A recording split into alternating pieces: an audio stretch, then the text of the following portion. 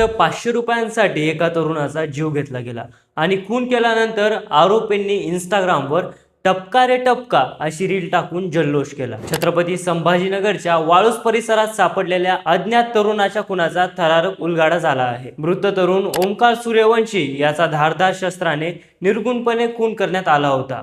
सुरुवातीला हा अकस्मात मृत्यू वाटत होता, पण पोस्टमॉर्टम रिपोर्टमधून खुनाचं सत्य समोर आलं।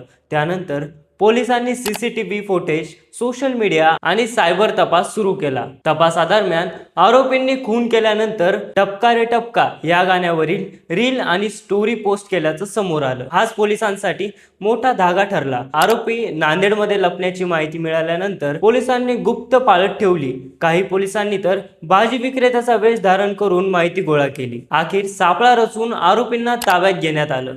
चौकशीत त्यांनी केवळ 500 रुपयांसाठी किरकोळ वादातून ओमकारचा खून केल्याची कबुली दिली। एका क्षुल्लक वादासाठी एका तरुणाचा जीव गेला। त्यानंतर सोशल मीडियावर रील टाकून आनंद साजरा करण्यात आला। पैशापेक्षा माणसाचा जीव एवढा स्वस्त झालाय का, हा प्रश्न आता सगळ्यांना पडला आहे।